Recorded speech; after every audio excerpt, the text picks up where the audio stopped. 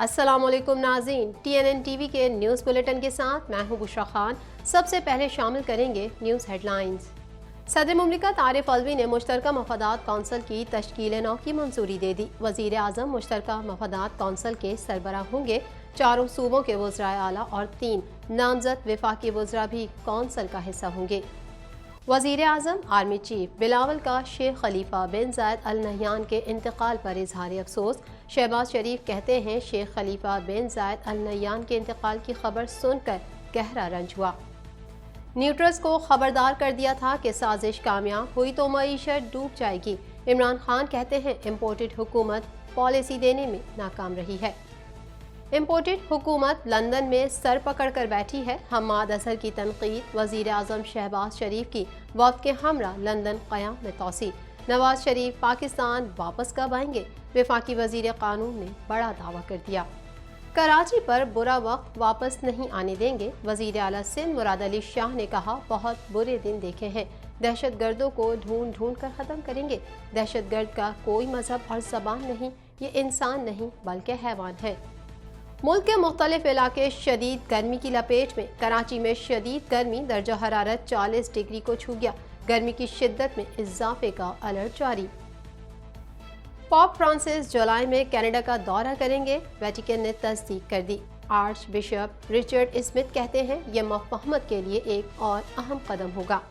انٹیریو police نے NDP leader جگمیت Singh کو ہراساں کرنے کے واقعے کی تحقیقات شروع کر دی۔ پولیس کو عوام کے ایک رکن کی جانب سے شکایت موصول ہونے کے بعد تحقیقات کا آغاز کیا گیا۔ اوٹاوا میں گرمی کی لہر جاری ہے۔ انوائرمنٹ کینیڈا کا کہنا ہے کہ آئندہ 24 گھنٹوں کے دوران موسم معمول پر ہوگا۔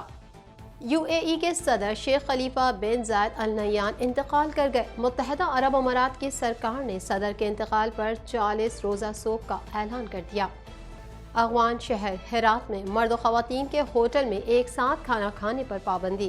ہرات میں خواتین اور مردوں کے ایک ساتھ پارکوں پر جانے پر بھی پابندی ہے۔ ہیڈ لائنز آپ نے جانی اور اب خبریں تفصیل کے ساتھ۔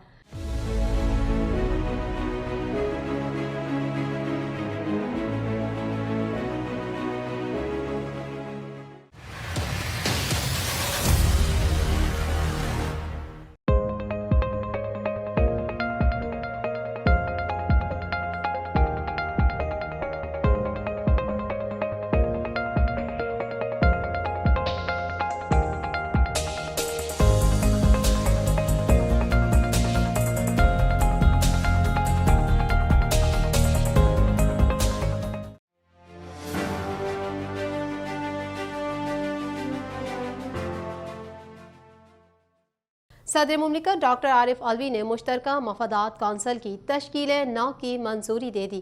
منظوری وزیر اعظم کی ایڈوائس پر آئین کے آرٹیکل 153 کے تحت دی گئی۔ مزید جانتے ہیں اس رپورٹ میں۔ صدر مملکت عارف الوی نے مشترکہ مفادات کونسل کی تشکیل نو کی منظوری دے دی۔ وزیر اعظم مشترکہ مفادات کونسل کے سربراہ ہوں گے۔ چاروں صوبوں کے وزرائے اعلیٰ اور 3 نامزد وفاقی وزراء بھی کونسل کا حصہ ہوں گے۔ کونسل میں 3 وفاقی وزیر اعظم کی طرف سے نامزد کیے گئے۔ وفاقی وزیر منصوبہ بندی احسن اقبال، وزیر تجارت سعید نوید قمر اور وزیر ریلوے خواجہ سعد رفیق بطور ممبر تعینات کیے گئے ہیں۔ وزیر اعظم شہباز شریف نے افسوس کا اظہار کرتے ہوئے کہا ہے کہ ہم UAE کی حکومت اور عوام کے لیے دلی تعزیت اور ہمدردی کا اظہار کرتے ہیں۔ مزید جانتے ہیں اس رپورٹ میں۔ پاک فوج کے شعبہ تعلقات عامہ کے مطابق army chief general Qamar Javed Bajwa اور پاک فوج نے UAE کے صدر شیخ خلیفہ بن زید ال نہیان کے انتقال پر اظہار افسوس کیا ہے۔ اپنے پیغام میں وزیر اعظم نے متحدہ عرب امارات کے صدر شیخ خلیفہ بن زید ال نہیان کے انتقال پر اظہار افسوس کیا۔ وزیر اعظم شہباز شریف نے اپنے پیغام میں مزید کہا کہ متحدہ عرب امارات نے ایک قابل رہنما اور پاکستان نے اپنا ایک عظیم دوست کھو دیا ہے۔ اس موقع پر وزیر اعظم نے متحدہ عرب امارات کے صدر کے دعائیں مغفرت کی اور کہا کہ پاکستان دکھ کی اس گھڑی میں متحدہ عرب امارات کی حکومت اور عوام کے ساتھ کھڑا ہے۔ خیال رہے کہ UAE کے صدر اور ابوظہبی کے حکمران شیخ خلیفہ بن زید ال نہیان انتقال کر گئے۔ متحدہ عرب امارات کے وزارت برائے صدارتی امور کی جانب سے ابو ظہبی کے حکمران شیخ خلیفہ بن زید ال نہیان کے انتقال پر 40 دن کے سوگ کا اعلان کیا گیا ہے، جبکہ وزارت کی جانب سے جاری اعلان میں 3 دن کی عام تعطیل کا اعلان بھی کیا گیا ہے۔ سابق وزیر اعظم عمران خان نے ڈالر کی بلند ترین سطح اور اسٹاک مارکیٹ کی مندی کا حوالہ دیتے ہوئے کہا کہ میں نے نیوٹرلز کو ہماری حکومت کو ختم کرنے کی سازش سے آگاہ کرتے ہوئے معیشت کے ڈوب جانے سے متعلق متنبع کر دیا تھا۔ مزید احوال اس رپورٹ میں۔ سوشل میڈیا پر جاری بیان میں عمران خان نے کہا کہ آج پاکستانی روپیہ تاریخ کی کم ترین سطح 193 پر ہے، جو 8 مارچ کو 178 پر تھا۔ شرح سود 1998 کے بعد 15% کی بلند ترین سطح پر ہے۔ عمران خان نے ٹویٹر پر مزید لکھا کہ اسٹاک مارکیٹ 3000 پوائنٹس یا 6.4% تک گر چکی ہے۔ اسٹاک مارکیٹ 604 ارب روپے کی کیپٹلائزیشن گنوا چکی ہے اور مہنگائی جنوری 2020 کے بعد سے 13.4% کی بلند ترین سطح پر ہے۔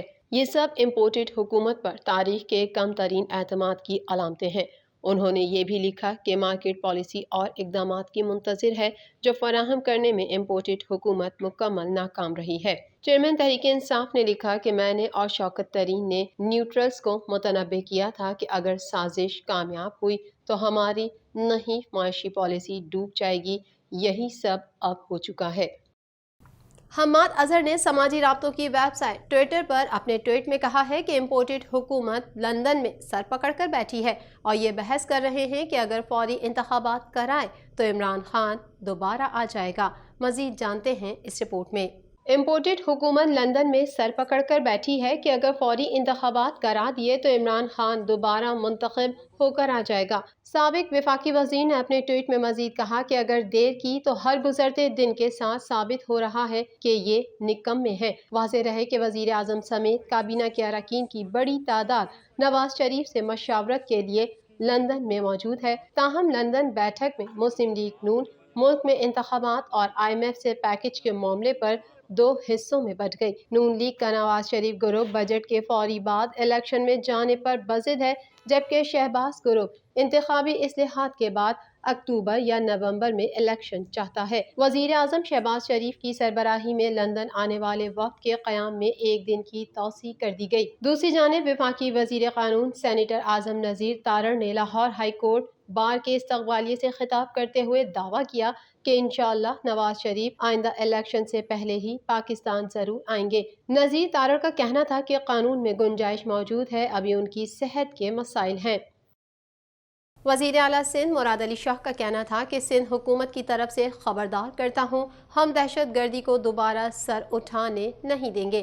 ہم دہشت گردوں کو ڈھونڈ ڈھونڈ کر ختم کریں گے، چھپنے کی کوئی جگہ نہیں دیں گے۔ مزید جانتے ہیں اس رپورٹ میں۔ وزیر اعلیٰ سندھ مراد علی شاہ نے تقریب سے خطاب کرتے ہوئے کہا کہ صدر دھماکے میں 1 شخص جاں بحق 10 زخمی ہوئے۔ انہوں نے جامعہ کراچی دھماکے کا حوالہ دیتے ہوئے کہا کہ وہ کون شخص ہوگا جو اپنے استاد کو مارے۔ مراد علی شاہ کا کہنا تھا کہ سندھ حکومت کی طرف سے خبردار کرتا ہوں، ہم نے بہت برا وقت دیکھا ہے، ہم دہشت گردی کو دوبارہ سر اٹھانے نہیں دیں گے۔ دہشت گرد کا کوئی مذہب اور زبان نہیں، ہم دہشت گردوں کو ڈھونڈ ڈھونڈ کر ختم کریں گے، چھپنے کی کوئی جگہ نہیں دیں گے۔ مراد علی شاہ نے کہا کہ دہشت گرد نہ بلوچ نہ سندھ ریولیوشنری آرمی ہے، دہشت گرد نہ سندھی ہے، نہ بلوچ، نہ پختون اور نہ ہی پنجابی ہیں، بلکہ یہ ظالم ہیں اور انسان نہیں حیوان ہیں۔ وزیر اعلیٰ سندھ نے کہا کہ حکومت سندھ نے کورونا کے خاتمے کے لیے مشکل فیصلے کیے اور حکومت کے مشکل فیصلوں کا عوام نے ساتھ دیا۔ کراچی کے تاجروں نے کورونا کے دوران حکومت کا ساتھ دیا۔ کراچی، لاہور سمیت ملک میں سورج آگ برسا رہا ہے۔ شہر کا درجہ حرارت 45 ڈگری تک جانے کا امکان ہے۔ محکمہ موسمیات نے شدید گرمی کے پیش نظر ملک بھر میں الرٹ جاری کر دیا ہے۔ مزید احوال اس رپورٹ میں۔